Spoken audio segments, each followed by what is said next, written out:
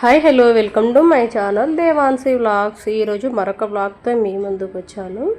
ఈరోజు వ్లాగ్ వచ్చేసి మధ్యాహ్నం నుంచి స్టార్ట్ చేశాను. ఉదయం ఏం తేలేదు.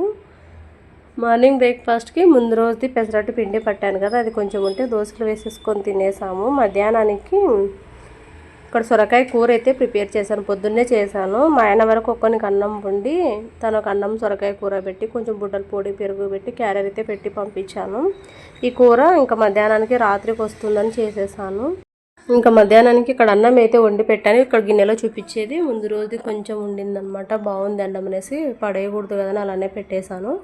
ఇప్పుడు పిల్లల వరకు చిత్రాన్నం అయితే కలుపుదామని ఇంకా స్టవ్ పైన చూపించాను కదా, తాలింపుకి అయితే పెట్టేశాను. కొంచెమే చేస్తున్నాను, ఎక్కువ కాదు. ఇంకా ముందు రోజు కొంచెం గోంగూర పచ్చడి కూడా ఉంది, పెరుగు ఉంది, ఇంకా బుడ్డల పొడి మామిడికాయ పచ్చడి ఇవన్నీ ఉన్నాయి అనేసి పప్పు చేస్తే అయిపోదు, ఊరికే వేస్ట్ అవుతుంది, అయిపోవట్లేదు అని నేను ఇంకా చిత్రాన్నం అయితే చేస్తున్నాను. ఇలాగో సొరకాయ చేసి పెట్టాను, ఇంకా రాత్రికి రొట్టె ఒకటి ప్రిపేర్ చేస్తే సరిపోతుంది అని ముందుగానే ఇలా ప్లాన్ చేసుకున్నాను. ఈ మధ్య ఉదయం ఆయన ఒక్కొక్కనికే వండుతున్నాను అన్నాము, ఇంకా మాకు అప్పటికప్పుడు వండుకుంటున్నాను అనమాట. 12:15 12:20 ఆ టైంకి అన్నం పెడుతున్నాను.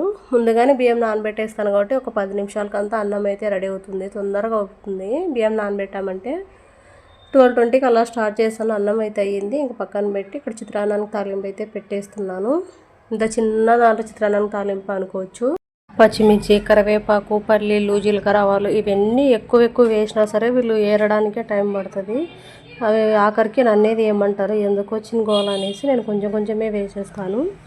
ఈ పల్లీలు వేసినా సరే మా చిన్నోడు అస్సలు తినడనమాట. ఏ చిత్రాన్నం చేసినా సరే దీంట్లోకి వీళ్ళకు ఏ పల్లీ పొడో, ఎల్లిపాయ పొడో, మామిడికాయ పచ్చడి, ఆఖరికి పప్పుల పొడి కానీ కలుపుకొని తింటారు. ప్లెయిన్గా అసలు తినరనమాట. మా చిన్నోడికి మరి పప్పుల పొడి పిచ్చి పట్టింది ఈ మధ్య. ఒక గాని చేసినా సరే అందులో ఆల్రెడీ పప్పుల పొడి వేస్తాం కదా, మళ్ళీ పైన పప్పుల పొడి దండి వేసుకొని తింటాడు. ఈ మధ్య చిత్రాన్నానికి కూడా అలవాటు అయిపోయింది. కారము ఎల్లిపాయలు వేసిన పప్పుల పొడి ఉంటుంది, అదొక రకం టేస్ట్ ఉంటుంది, బాగానే ఉంటుంది చల్లుకొని తిన్నా సరే. ప్లెయిన్ పప్పుల పొడి, ఉత్త పప్పుల పొడి పట్టి పెడతాను అనమాట దోశపైకి, అది వేసేసుకొని తింటాడు. వాడికేం పిచ్చి ఏమో కానీ. ఇంకా సరేలే ఎవరి ఇష్టం వాళ్ళదనేసి నేను కూడా ఏమన్నాను, తింటే తిన్నాను, ఏదో తినేదే కావాలి అనేసి. ఇంకా చిత్రాన్నం తర్వాత అయితే రెడీ అయిపోయింది. ఇంకా వేరే గిన్నెలు అయితే కలిపేసాను అనమాట. అన్నం వేసి కలిపి ఇంకో గిన్నెలో కలిపేసాను. ఇంకా తర్వాత వ్లాగ్ ఏం షూట్ చేయలేదు. ఇంకా మళ్ళీ సాయంత్రం టైంలో వ్లాగ్ అయితే కంటిన్యూ చేశాను. ఉదయం సొరకాయ చేశాను అన్నాను కదా, సొరకాయ ఉంది అనేసి నైట్కి ఇక్కడ రొట్టె చేస్తున్నాను. సాయంత్రం కాగానే చలి మొదలు పెడుతుంది, ఫుల్ చలి అనేది ఎక్కువైపోయింది. నేను ఇంకా చలికి తట్టుకోలేక స్వెటర్ అయితే వేసేసుకున్నాను. మా అమ్మాయి ఇది ఇయర్ మఫ్లర్ వాళ్ళ డాడీతో కొనిచ్చుకుందనమాట. వీళ్ళకి స్వెటర్లు ఉన్నా సరే వేసుకోరు. నాకేమో కొంచెం చలి పెట్టిందంటే నేను అస్సలు తట్టుకోలేను. పగులు కూడా చలి పెడుతుంది అనమాట. డే టైంలో కూడా స్వెటర్ వేసుకోవాలనిపిస్తుంది. నేను ఇక్కడ ఏం చేస్తున్నాను అంటే రొట్టె చేస్తున్నాను కదా, మా అమ్మాయి ఇక్కడ ఎందుకు నిలబడింది అనుకుంటున్నారా, తనకి టేబుల్స్ అయితే నేర్పిస్తున్నాను. నేను పని చేసుకున్నట్టు ఉంటుంది, తను కూడా కూర్చోబెట్టి స్ట్రిక్ట్గా రాపిస్తే కొంచెం భయపడతారు, నేర్చుకోరు అనమాట. ఇలా నా పని నేను చేసుకుంటూ తనకు నేర్పిస్తూ ఉంటే నాకు టైం పాస్ అవుతుంది, తనకు కూడా నేర్పించినట్టు అవుతుంది. ఇదొక గుడ్ ఐడియా అనమాట. ఏదైనా వాళ్ళకి నేర్పించాలి అనుకున్నప్పుడు నేను ఇలా ఏదైనా పని చేసుకునేటప్పుడు నా దగ్గర పెట్టుకుంటాను. నాతో మాటలు చెప్పించినట్టు ఉంటుంది, నేను తనకు నేర్పించినట్టు ఉంటుంది, తను నేర్చుకున్నట్టు ఉంటుంది అనమాట. ఇదే ప్రాక్టీస్ చేపిస్తూ ఉంటాను ఎప్పుడైనా సరే. ఇంకా ఫ్రీగా, జోయల్గా, ఫ్రెండ్లీగా ఉంటుంటుంది అనమాట. ఈమెది ఎగ్జామ్స్ లాస్ట్, ఇంకా రేపు ఒక్కరోజు ఉంది. ఆ చదివేది ఒకటి అయిపోయింది, ఖాళీ ఉంది. చిన్నోడు చదువుకుంటున్నాడు, పెద్దోడు చదువుకుంటున్నాడు. ఈమె ఖాళీగా పెట్టాను అనుకోండి, వాళ్ళని డిస్టర్బ్ చేస్తుంది, ఊరికే ఉండదు, ఆడుకోవాలని సతాయిస్తుంటుంది. లేదంటే ఏదో ఒకటి గెలుకుతూ ఉంటుంది, వాళ్ళతో కొట్లాట పెట్టుకుంటుంది. పోయి ఎందుకు వచ్చిన గోల అనేసి ఇంకెలాగో ఖాళీగానే ఉంది కదని ఇక్కడ నా దగ్గరికి రాని పిలుచుకొని నా పని నేను చేసుకుంటూ తనకి ఇక్కడ టేబుల్స్ అయితే నేర్పిస్తున్నాను. ఇక్కడ నుంచి ఇక్కడ దాకా చెప్పు, ఇక్కడ నుంచి ఇక్కడ దాకా చెప్పు అని నేర్పిస్తాను. రాకపోతే నేను చెప్తాను అనేసి అలానే ప్రాక్టీస్ మల్టిపుల్ టైమ్స్ ప్రాక్టీస్ చేపిస్తుంటాను, పదే బాగా అలవాటు అయిపోతుంది అనేసి. ఎంత నేర్పించినా సరే ఈరోజు వరకే, మళ్ళీ మర్చిపోతుంది రేపటికి తిక్కది. తను ఇంట్రెస్ట్ పెట్టింది అనుకోండి వెంటనే నేర్చుకుంటుంది, వెంటనే క్యాచ్ చేసేస్తుంది, దాన్ని బాగా గుర్తు పెట్టేసుకుంటుంది. ఇంట్రెస్ట్ లేకపోతే ఒక్కోసారి ఇలానే ఉంటుంది. ఇలా ఏదైనా ఫ్రీగా, ఫ్రెండ్లీగా నేర్పిస్తే బాగా గుర్తుపెట్టుకుంటుంది. స్ట్రిక్ట్గా కూర్చోబెట్టి భయం పెట్టేసి నేర్పించాను అనుకోండి మర్చిపోతుంది అనమాట. ఇంతసేపు భయం కోసం నేర్చుకుంటుంది. ఇలా అయితే ఆ టైంలో ఇది చేసినప్పుడు ఇది నేర్చుకున్నా కదా అనే ఒక గుర్తు కూడా ఉంటుంది. ఈ వంట పనేనా కదా, ఏదైనా పని చేసుకునేటప్పుడు ఇలానే చేపిస్తాను తనకి. నేను తనను ఖాళీగా పెట్టాను అనుకోండి, వాళ్ళిద్దరిని బాగా డిస్టర్బ్ చేస్తుంది. తను నేర్చుకున్నట్టు ఉంటుంది, నేను నేర్పించినట్టు ఉంటుంది అనేసి ఇలా నేర్పిస్తూ ఉంటాను. ఇక్కడ వచ్చేసి 14 టేబుల్ నేర్చుకుంటుంది అనమాట. ఈరోజు నేర్పిస్తాను. ఈరోజు అయిపోయిన తర్వాత నెక్స్ట్ డే మళ్ళీ అదే రిపీట్ చేస్తాను అనమాట. నిన్న చెప్పింది మొత్తం నాకు చెప్పి తర్వాత ఇంకోటి నేర్చుకో అనేసి. ఎందుకంటే అది బాగా గుర్తుంటుంది అనమాట. పదే పదే పలికించడం నేర్పించడం వల్ల టేబుల్సే అనే కాదు, వేరే ఏదైనా సరే నేర్పించాలి అన్నప్పుడు ఇలానే ప్రాక్టీస్ చేయించాలి పిల్లలకి. ఇంకా నాకు కూడా వంట చేసేటప్పుడు బోరు కొడుతుంది, ఏం చేస్తావు అనేసి ఇలా పిల్లల్ని, మెయిన్ మా చిన్నమ్మాయిని ఇలా పెట్టుకునేది నా దగ్గర. తను నేను ఒక టామ్ అండ్ జెర్రీ అని చెప్పొచ్చు ఓ రకంగా.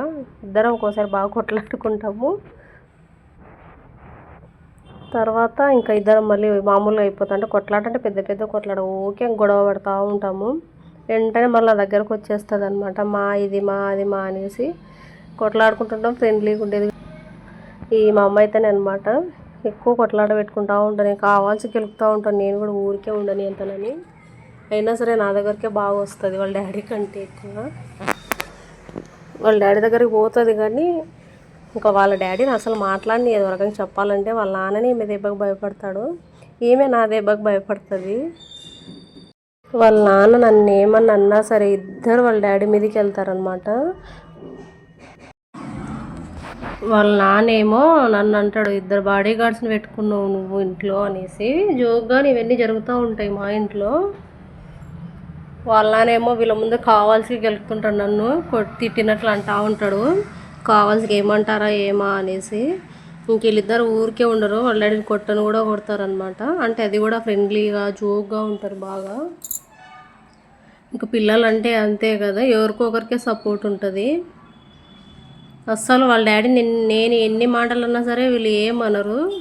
నీదే తప్పులని వాళ్ళ డాడీని అంటారు. నన్ను వాళ్ళ డాడీ ఏమనకుండా ఊరికే మామూలుగా అన్నా సరే అప్పుడు కూడా వాళ్ళ డాడీదే తప్పు, నువ్వు ఊరికే ఉండవా, మమ్మీ ఇన్ని పనులు చేస్తుంది ఇంట్లో మన కోసము, అడిగినవన్నీ చేస్తుంది, నువ్వు మమ్మీని అంటూ ఉంటావు, చేసిన తినొచ్చు కదా, ఎందుకు పేర్లు పెడతావు వాళ్ళ డాడీనే అంటారు.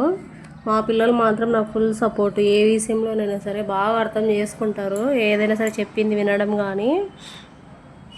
ఇంకా అదే విధంగానే ఇక్కడ ఇంకా నా పని నేను చేసుకుంటూ తనకు అలా టేబుల్స్ అయితే నేర్పిస్తున్నాను. రోజు ఏం కాదు, ఎప్పుడో ఒకసారి అనమాట, మనం ఫ్రీగా ఉన్నప్పుడు లేదంటే ఏదైనా వర్క్ చేసుకున్నప్పుడు దాంతోపాటు ఇన్వాల్వ్ చేసుకుంటూ ఉండాలి.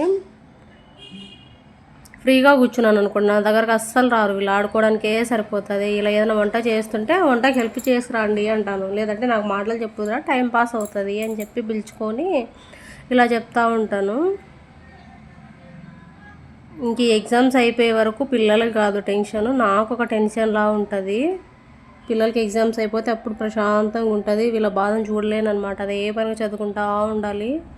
ఎగ్జామ్స్ అయిపోతే ఓన్లీ హోంవర్క్ చదువుకోవడం, అది ఎక్కువసేపు ఉండదు అనమాట. ఇదైతే ఇంకెక్కువ చదువుకోవాలి, ఇదే టెన్షన్. మనం చదివినప్పుడు ఎలా ఉండేనో కానీ ఈ పిల్లల్ని మాత్రం మరి ఎక్కువ అయిపోతుంది. అసలు ఇంత ఇంట్రెస్ట్ ఇంత స్ట్రిక్ట్గా చదివింటే అప్పుడు జాబ్ కొట్టే వాళ్ళమేమో అనిపిస్తుంది.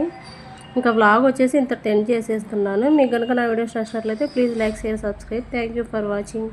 ఈ ఇయర్ మఫ్లర్ కొన్న కాడ నుంచి దాన్ని అస్సలు వదిలిపెట్టదు, అంటే నాకు కూడా తీసుకొచ్చి పెట్టేస్తుంది, ఒక్కోసారి పెట్టుకోమా బాగుంటుంది.